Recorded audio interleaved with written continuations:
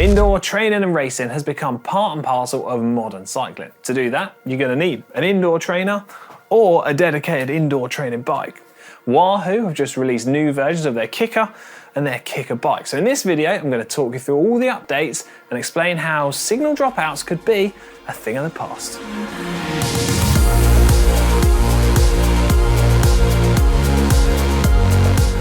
First up, I'll focus on Wahoo's KICKR. This is their flagship trainer. And these updates are more of an evolution than a revolution. The latest one is the V6, and when compared to the previous generation, the V5, the updates include Wi-Fi connectivity, something called Ooyy Easy Ramp, and a built-in odometer. And for those of you out there with thighs like Sir Chris Hoy, you are going to be pleased to know that the maximum resistance of 2,200 watts remains from the previous version. Although I'm unlikely to be able to test that out with these legs.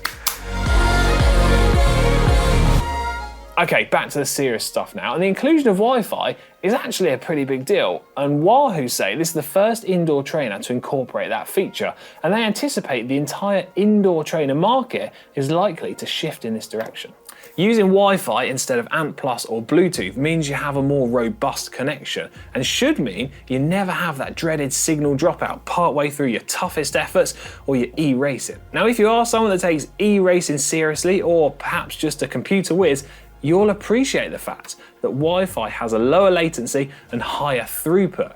In simple terms, Wahoo say this will speed up the communication between your computer and your indoor trainer by 65%. This is all set up in the Wahoo app or in system device management. It's a similar process to when setting up Wi-Fi on an Element head unit. Once set up and you power on your trainer, it's automatically going to connect to the Wi-Fi.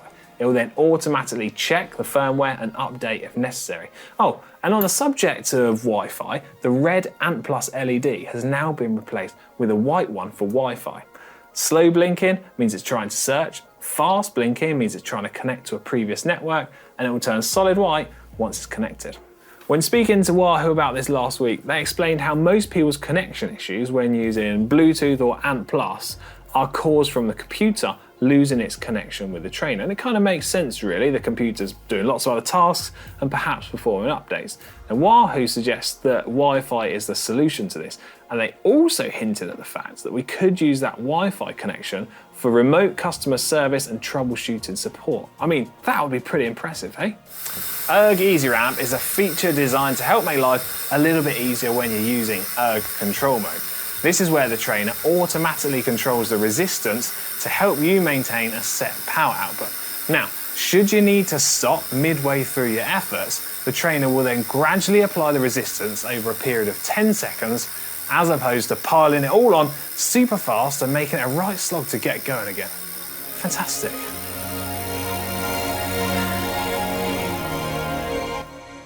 And then finally, on the update side of things, the trainer now includes a built-in odometer. This will help you keep track of the unit's use, but also how far you've ridden inside. This is based on the revolutions of the unit and assumes for a 700 by 23mm tyre.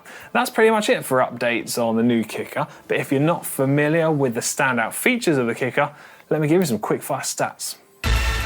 So this is a smart trainer with inbuilt power meter, meaning you can connect to all your favourite indoor training platforms such as RGT and Wahoo system. You've got plus or minus 1% accuracy, automatic calibration, and a 16-pound flywheel to mimic that real-world feeling when you're out on the open road. You've got rocking axis feet, quick release and through-axle compatibility, and it can recreate climbs of up to 20% and descents of 10%. As well as Wi-Fi, you've still got ANT+, Bluetooth, and you can direct connect your trainer to your computer. As well as that, you can pair up your trainer to the Wahoo headwind fan for automatic fan adjustment and to the KICKR climb to replicate those angles that you'd experience out in the real world. I'll put pricings up on screen for all of the different regions. In fact, if you want to be in with a chance of winning either the new KICKR or the KICKR bike with a special one-off GCN wrap, we've actually got a competition, so head over to the GCN show and you can find out all of the details on how to enter. Right, onto the KICKR bike next. I'll run through the updates first. So this is the V2 KICKR bike, and the updates over the previous V1 are fairly in line with the updates with the KICKR V6. So we've got the inclusion of Wi-Fi, we've got the ERG Easy Ramp feature and a built-in odometer. And then in addition to that, the KICKR Bike V2 is now Direct Connect compatible.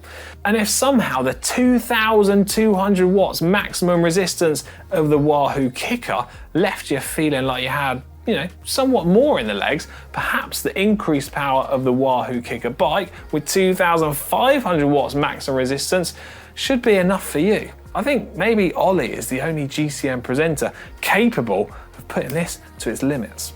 Okay, so in terms of the KICKR Bike's headline stats, you've got the ability to replicate 20% gradients and up to 15% descents, not just in terms of the resistance the unit can create, but also in terms of the angles of the bike.